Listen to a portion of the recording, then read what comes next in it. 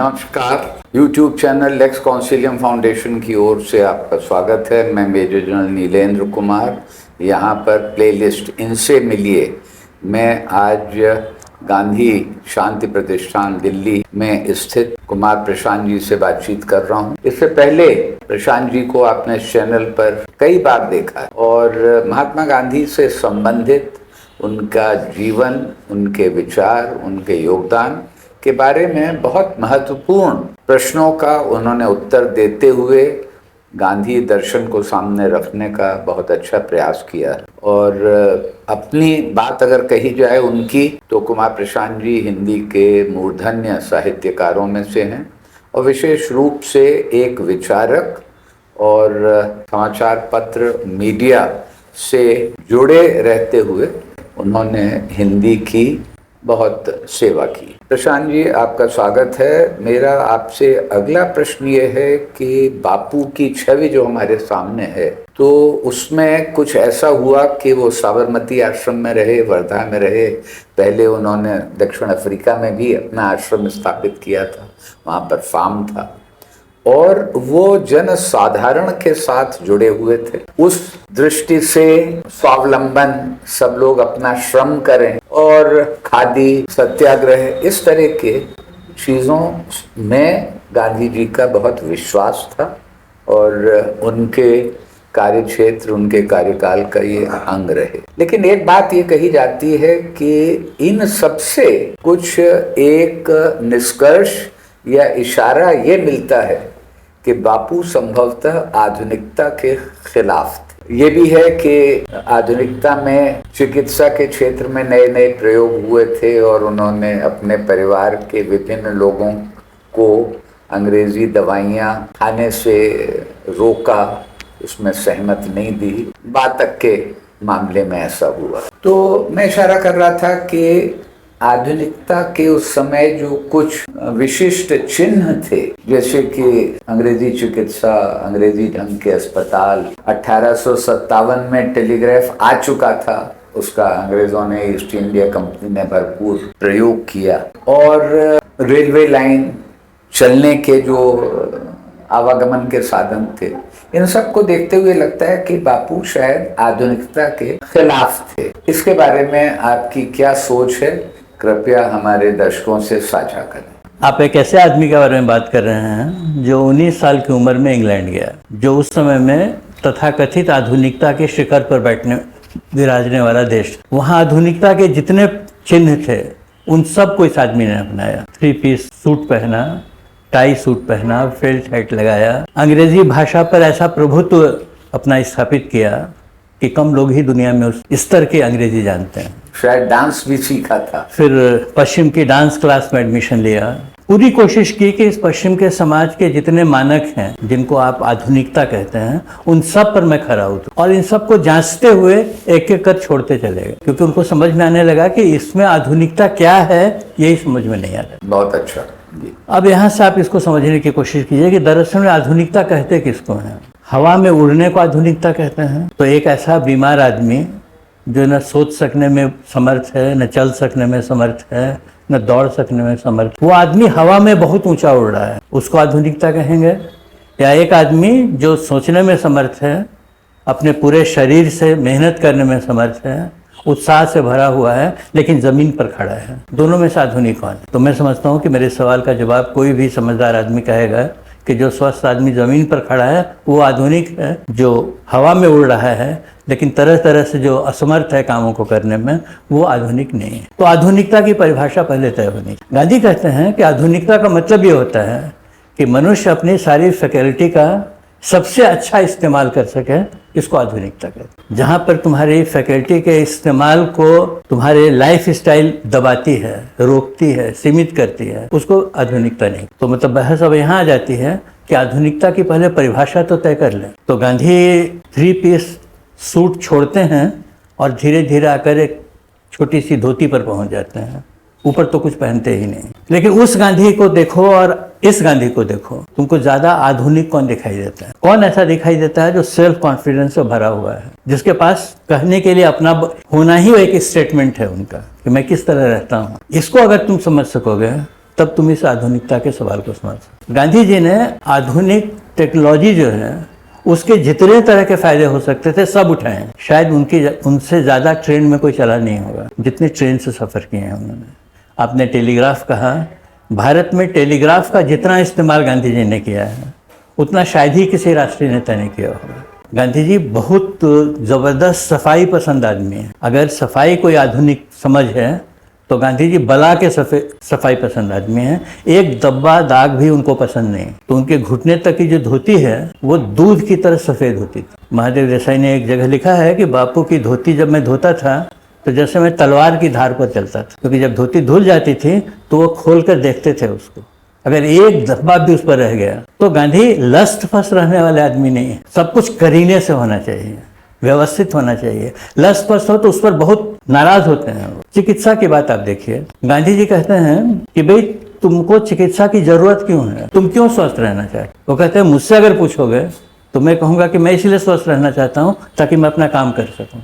मैं जिसको ज़रूरी समझता हूँ, लोगों के फ़ायदे का समझता हूँ, भारत की आज़ादी के लिए ज़रूरी समझता हूँ, उस काम को मैं अपनी पूरी क्षमता से करूँ, इसलिए मैं स्वस्थ रहना चाहता हूँ। इसमें मुझको जो भी मदद करेगा मैं उसकी मदद लेने से हिचकता नहीं हूँ। तो इसलिए गांधी जी ने प्राकृतिक चिकित्सा की भी बात कही है। गांधी जी ने खुद अपने दो बड़े ऑपरेशन करवाए हैं। गांधी जी चश्मा पहनते थे, गांधी जी के दांत निकाले गए थे, वो डेंचर लगाते थे। और अपने साथ के लोगों में, जैसा आपने कहा बा का उदाहरण आपने दिया, उसका दूसरा उदाहरण है कि अपने साथ के लोगों के कितने ऑपरेशन करवाए उन्होंने। ये हम लोग दिल्ली में बैठकर बात कर रहे हैं, यहीं से दरियागंज नज़दीक का ही इलाका है जहाँ हकीम अजमल खां की हॉस्पिटल है, अभी भी है। गांधी जी वहीं ठहरते थे, उनके ही यहाँ ठहरते थे। उनके हॉस्पिटल में सब तरह की यूनानी चिकित्सा पद्धति भी है, प्राकृतिक चिकित्सा पद्धति भी है। नहीं थी तो एलोपैथी नहीं। जिस दिन एलोपैथी का डिपार्टमेंट खोला उन्होंने, गांधी जी ने उसका उद्घाटन किया और तब उस दिन अपने भाषण में उन्होंने कहा कि आज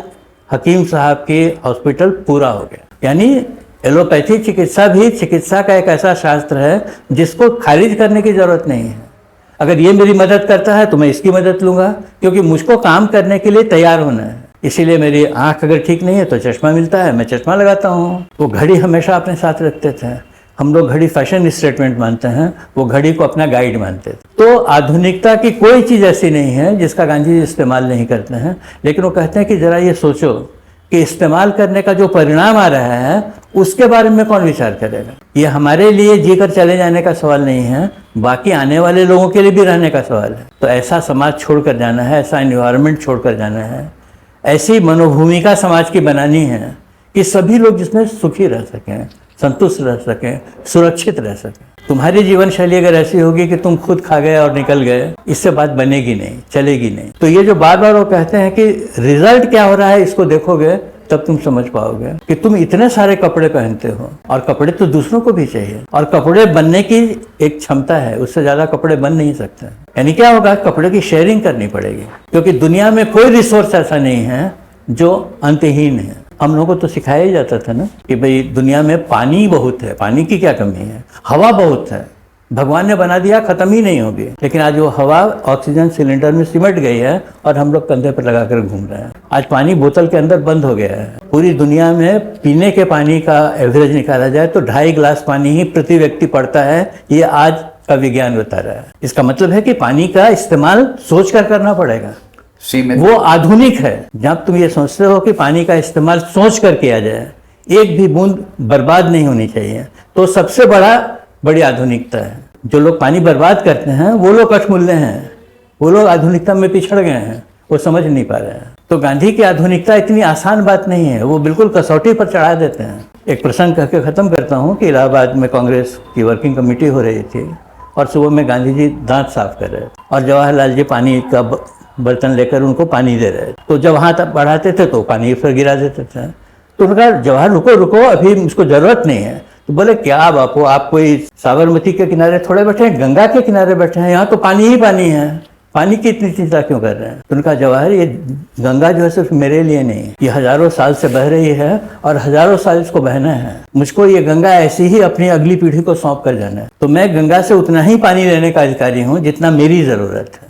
मैं अपनी ज़रूरत से ज़्यादा पानी कैसे निकाल सकता हूँ। ये दृष्टि है जो आधुनिक दृष्टि, अल्ट्रा मॉडर्न दृष्टि, अगर कोई पर्सपेक्टिव है चीजों को देखने का तो ये पर्सपेक्टिव कि भाई हम अपने लिए जितने जरूरी है उतना इस्तेमाल करें। इसलिए एक बहुत सुंदर शब्द उन्होंने गढ़ा है इसके लिए, स्वेच्छा से स्वीकारी हुई गरीबी। यानी ये गरीबी वो नहीं है जो तुम पर लाद दी गई, तुमने तय किया है कि मैं घुटने तक की धोती पहनूंगा, ये तुमने तय किया है, तुम कंफर्टेबल हो इसमें। उन्होंने कहा मैं कांग्रेस वर्किंग कमेटी के लिए नियम नहीं बना रहा हूं कि सब लोग घुटने तक की धोती पहनेंगे, सब अपनी अपनी तरह से रहते हैं। तुम तय करो कि तुम अपनी जरूरत कितनी कम कर सकते, जितनी जरूरत कम करने में तुम कंफर्टेबल हो, तुमको उसकी आज़ादी है। इतना ही ध्यान में रखना, तुम्हारी ज़रूरतें पूरी करने में दूसरों को छीनना न पड़े। अगर ये मान लोगे तो इससे ज़्यादा मॉडर्न ख्याल कुछ भी नहीं है। और आज विज्ञान भी वही बात बार बार समझा रहा है, रिसोर्सेज बचाइए। ये तो सबसे अल्ट्रा मॉडर्न नारा है ना आज का कि रिसोर्स बचाइए।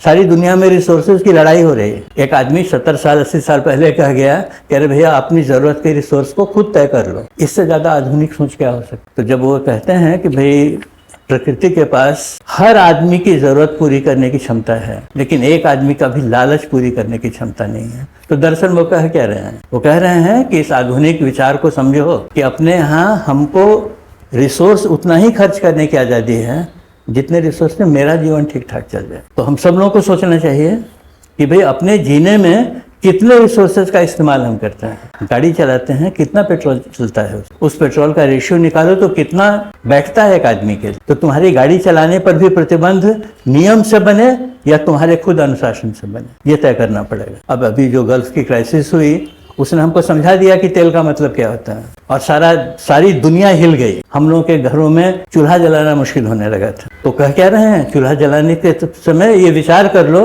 कितना चूल्हा जलाने की जरूरत, वो जो बचाओगे वो तुम्हारे ही काम आएगी, किसी दूसरे के काम नहीं आने वाली। तो ये सबसे आधुनिक विचार है गांधी जी का। शिक्षा के बारे में सोचिए, चिकित्सा के बारे में सोचिए। वो कहते हैं कि कितना लंबा जिए हो ये कसौटी नहीं है, कितना फ्रूटफुल मीनिंगफुल जिए हो ये कसौटी। तो आज सारा जो चिकित्सा विज्ञान है वो हमारी लॉन्जिविटी बढ़ाने में लगा हुआ है। आपको ले जा करके वो मशीन से जोड़ देता है, आप मरे हुए हैं और आपको जिंदा रखने का भ्रम बनाए हुए हैं और लाखों रुपए उसमें जा रहे हैं। कहते हो ऐसा जिंदा क्यों रहना चाहते हो? जितने हद तक तुम कंट्रीब्यूट कर सकते हो समाज में, जितने हद तक तुम आनंद पा सकते हो उतना जीना चाहिए, उसके बाद जीना क्यों चाहिए? लेकिन चिकित्सा विज्ञान कहता है नहीं, हम तुमको बहुत लंबे तक जीने देते हैं, लेकिन तुम्हारी क्वालिटी ऑफ लाइफ क्या है इसके बारे में हम बात नहीं करते। तो अब सोचना हम ही लोगों को है कि कौन सी आधुनिकता की परिभाषा हमको स्वीकार्य होती है। अगर आप सोचेंगे तो आप भी शायद गांधी के साथ ही खड़े होंगे और आप भी शायद ये कहेंगे कि हाँ भाई जीने में उतने ही रिसोर्स खर्च करने चाहिए जितने किसी दूसरे के जीने के रिसोर्स पर हाथ में डालना। प्रशांत जी, बहुत अच्छी तरह से आपने ये खुलासा किया कि आधुनिकता का क्या अर्थ है, किस दृष्टि से उसको बापू देखते थे और किस तरह से वो नजरिया आज भी सार्थक है। लेकिन एक प्रश्न, जब आप चर्चा कर रहे थे उनकी धोती धोने के बारे में महादेव देसाई, तो आपने ये कहा कि गांधी जी बहुत क्रोधित हुए। वो तो शांति के पुजारक थे, गांधी जी नाराज किस चीज से होते थे और कैसे होते थे? गांधी जी बहुत चीजों से नाराज होते थे। खराब ड्राफ्टिंग से वो बहुत नाराज होते थे। इसलिए आप अगर ध्यान देंगे, जो लोग गांधी जी को पढ़ते हैं तो गांधी जी को महादेव देसाई की ड्राफ्टिंग के अलावा किसी की ड्राफ्टिंग पसंद नहीं आती। ये कुछ ऐसी सोच है कि शायद वो राजेंद्र बाबू की ड्राफ्टिंग से बहुत खुश थे। वकालत वाले मामले में जी, जो वकालत का मामला था, खासकर चंपारण के समय में, जो गांधी जी वो उसको पसंद करते थे। लेकिन जहाँ तक उनके राजनीतिक कामों का सवाल था, उन कामों में उनको सबसे ज़्यादा सही महादेव देसाई की ड्राफ्टिंग लगती थी और सबसे ज़्यादा सही उनको अपनी ही ड्राफ्टिंग लगती थी। ये मैं नहीं कह रहा हूँ, जवाहरलाल जी कह रहे हैं कि जो भी ड्राफ्ट होता था अगर बापू उसमें हाथ लगा देते थे तो चमक जाता था। हम लोग बहुत मेहनत से बनाते थे, बापू उसमें ऐसा ऐड कर देते थे कि उसका पूरा मूड ही बदल जाता है। तो इस पर वो बहुत नाराज होते थे, वो गंदगी से बहुत नाराज होते थे, अस्त व्यस्त कामों से बहुत नाराज होते थे। तो गांधी जी की जो शांति है वो हर चीज को पी जाने वाली शांति नहीं है, हर चीज को करेक्ट करने वाली शांति। और ये भी वो बार बार कहते हैं कि अगर ये नहीं कर सकते हो तो अभी बहुत अपने पर मेहनत करने की जरूरत, ऐसे ही चला लेंगे वाली गांधी जी की भूमिका नहीं थी। तो गांधी जी एक साथ बहुत ही कठोर, बहुत ही एडजस्टिंग और बहुत ही आग्रही व्यक्ति भी थे। धन्यवाद। देखते रहिए इसी तरह कुमार प्रशांत जी से बातचीत बापू के बारे में जारी रहेगी।